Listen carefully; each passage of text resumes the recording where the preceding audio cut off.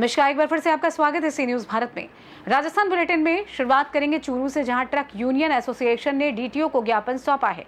साथ ही बात होगी झालावाड़ की, जहां पर स्कूल की छत गिरने के मामले में स्कूल के प्रधानाचार्य का बयान आया सामने। इन तमाम खबरों पर करेंगे विस्तार से चर्चा। सुजानगढ़ में खनन और क्रेशर क्षेत्र से जुड़े ट्रक मालिकों ने डीटीओ कार्यालय के सामने जोरदार धरना प्रदर्शन किया और सरकार के खिलाफ नारेबाजी की।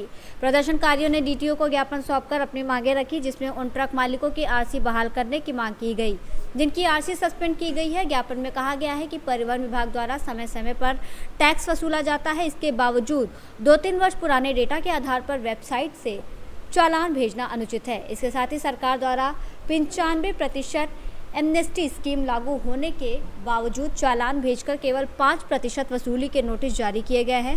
ट्रक मालिकों ने मांग की है कि इन चालानों को 100% छूट दी जाए और ओवरलोडिंग विकल्प को खत्म कर दिया जाए। प्रदर्शनकारियों ने चेतावनी दी है कि यदि उनकी मांगें नहीं मानी गई तो वे डीटीओ ऑफिस के सामने चक्का जाम और अनिश्चितकालीन धरना प्रदर्शन करेंगे। परिवहन विभाग जब तक हमारी आरसीयां बहाल नहीं करेगा तब तक हम आरटीओ ऑफिस के सामने अनिश्चितकालीन धरने पे बैठे रहेंगे और इस सरकार की पर्ची सरकार की तानाशाही और अपनी गुंडागर्दी मनमर्जी हम नहीं मानने देंगे। ये हम इस पर्ची सरकार को कहना चाहते हैं कि आप हर काम पर्ची से करना चाहते हो, हम गाड़ी वाले हैं, किसान से कम नहीं है, किसान कौम से आते हैं, लास्ट तक आपकी पर्ची का खुलासा जरूर देंगे।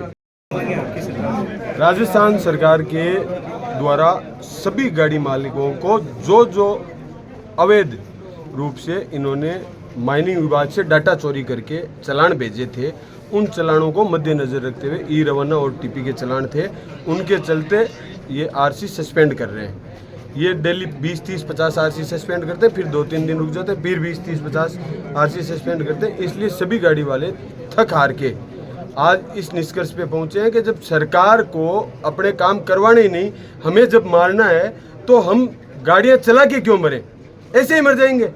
इसलिए पूरे चूरू जिला सहित आसपास के झुंझुनू सीकर के लोग भी यहाँ आए हुए हैं और सबने आज चक्का जाम करने का ऐलान कर दिया गया है। और इसके बाद भी अगर अवैध रूप से ओवरलोड या कोई गाड़ी भर के लाएंगे बिना टीपी, उसके खिलाफ परिवहन विभाग द्वारा कार्रवाई की जाएगी। और अगर नहीं की जाएगी तो ये क्लियर हो जाएगा कि परिवहन विभाग भी इसमें मिलीभगत का खेल है।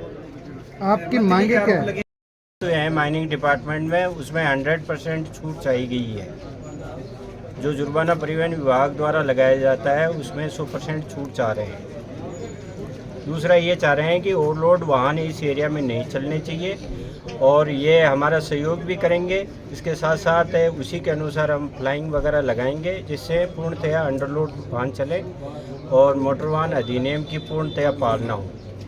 इसका हम पूर्णतया लागू करने का पूरी कोशिश करेंगे। जैसे गेम पर मालिकों राजलदेसा चूरू से सी न्यूज संवाददाता पवन शर्मा की रिपोर्ट।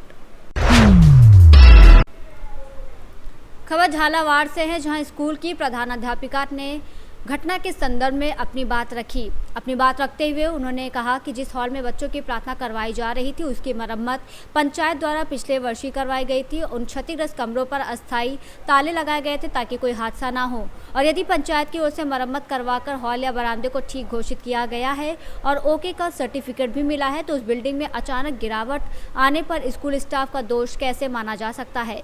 एक अध्यापक सरकारी तंत्र का एक सीमित अधिकार वाला कर्मचारी है, जो क्षेत्र या गाँव के किसी भी व्यक्ति, जनप्रतिनिधि या अधिकारी पर कोई प्रभाव नहीं रखता। वो केवल अपने कर्तव्यों का पालन कर सकता है। उसके पास क्षतिग्रस्त या जर्जर बिल्डिंग को बनाने या गिराने का अधिकार नहीं है।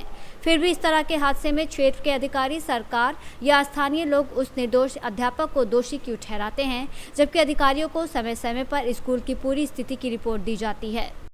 क्या नाम है आपका? जी सर, मेरा नाम मीना गर्ग। प्रधानाचार्य? जी सर। कैसा हादसा हुआ आज?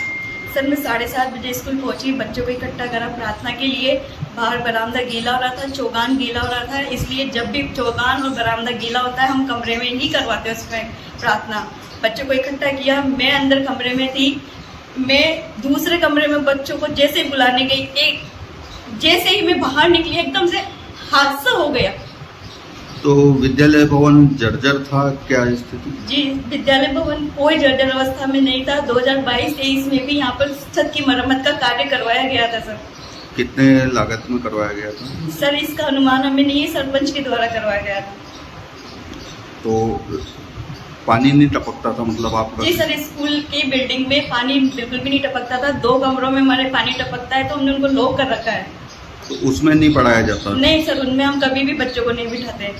तो जिनका कार्य मरम्मत का कार्य हुआ वही बिल्डिंग गिरी है? जी सर। अब आपका और क्या कहना है इस बारे में? मतलब दुखद घटना है। बहुत दुखद घटना है सर। मेरे बच्चे थे सर, 9 साल से मैं इस स्कूल में पढ़ा रही थी सर। एक बच्चा मेरी आंखों के सामने आ रहा है सर, मेरे से नहीं। झालावाड़ से सी न्यूज़ संवाददाता रमेश चंद्र शर्मा की रिपोर्ट। फिलहाल के लिए इस खास बुलेटिन में बस इतना ही। देश दुनिया की तमाम बड़ी खबरों को जानने के लिए जुड़े रहिए सी न्यूज़ भारत के साथ। हर खबर आपके साथ, आपके हाथ।